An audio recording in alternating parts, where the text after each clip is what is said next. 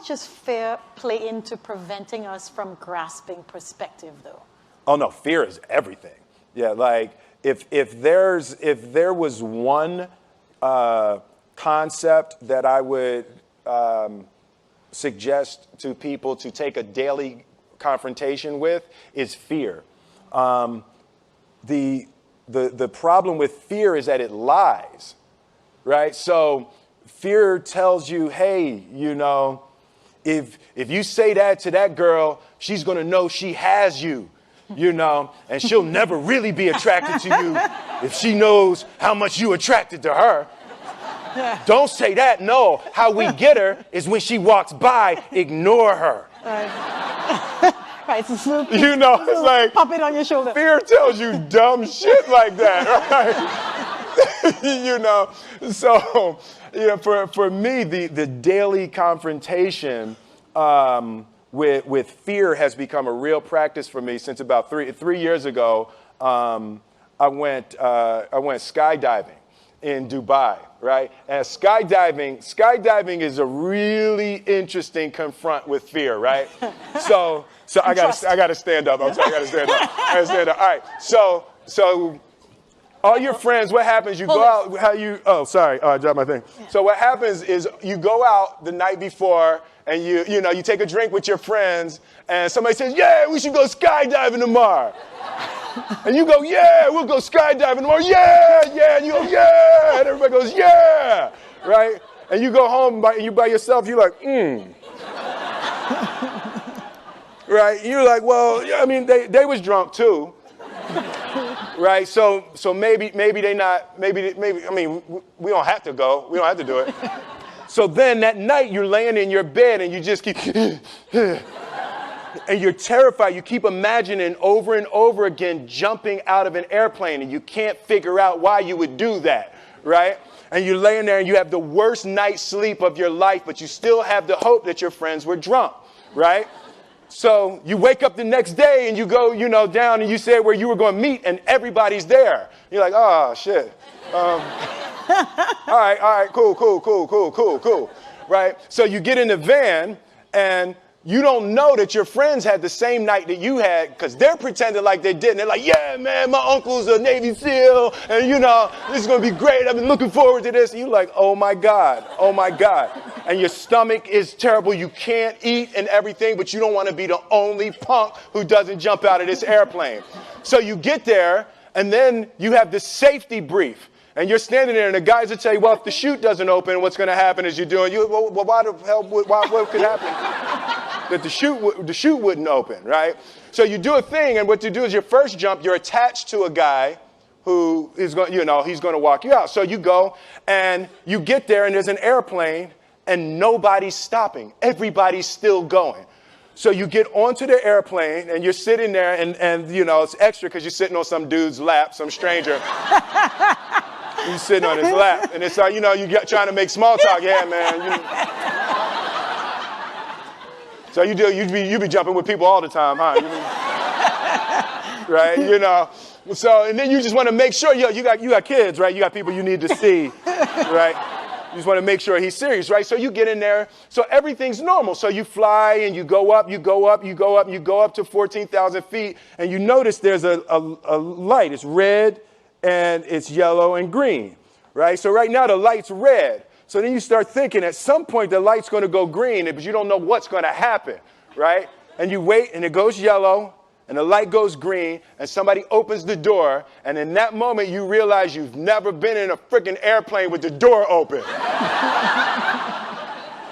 Right? Terror. Oh, sorry, I'm spitting.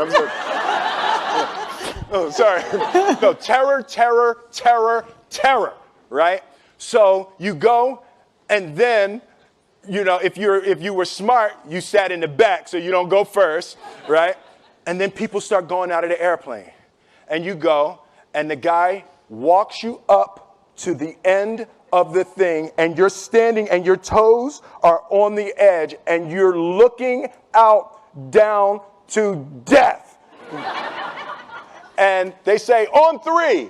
And they say, 1, 2, and he pushes you on 2 because people grab on 3, right? Right? and you go,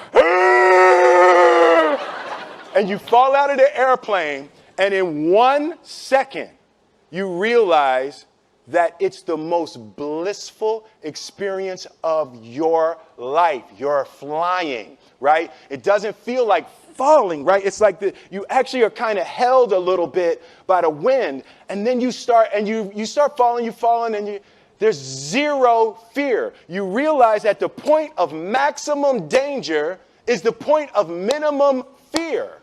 It's bliss. It's bliss. And you're flying. Right? And you're doing that. And then 20 seconds, 25 seconds, 40 seconds. And you have enough time to just kind of be like, oh, shit, that's that building. I like that one. Oh, you can see the ocean. Right? You start doing all of that. And the lesson for me was, why were you scared in your bed the night before? What do you need that fear for?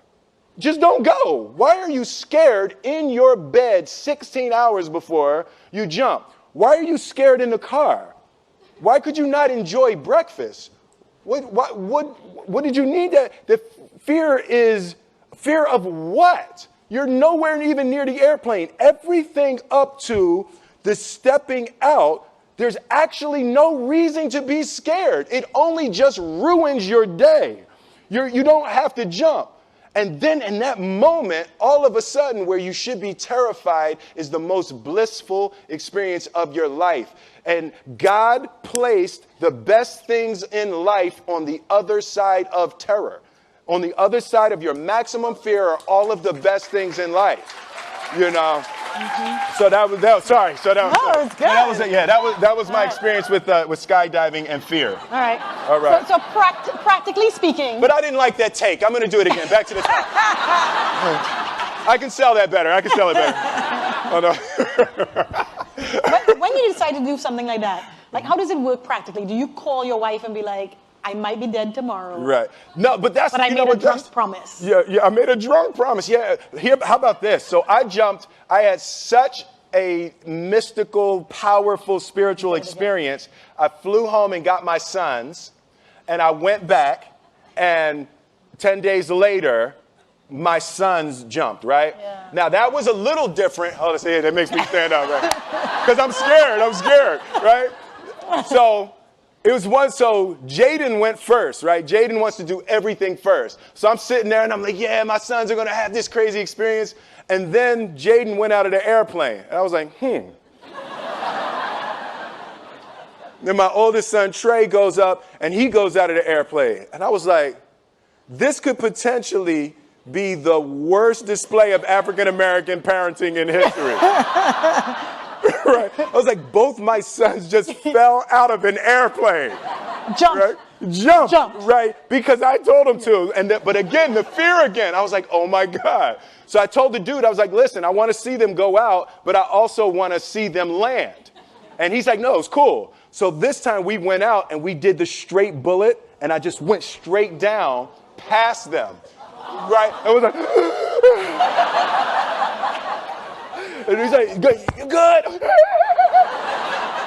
Right, did the bullet straight past, pulled the chute late. Oh, sorry, this makes me spit. I'm sorry. Pulled the chute late, landed, and then videoed them coming down. But it was like, they had the same thing, the same experience with the fear. But that I'm telling you, the confrontation with fear is an absolute magical way of facing the things we have to do in this life, you know? Forget security, live for experience, right? So with that, every morning when I get out of the bed, you know, I haven't fixed everything in the world yet, so there's always something to do. And in this film, I read an interesting quote for the Siddhartha Gautama, the Buddha. He said that good people have to get out of the bed every day and try to empty the ocean with a ladle, right? And I thought that was, you know, I knew that was profound, and I paused for a second, and I said, all right, what the hell is a ladle, right?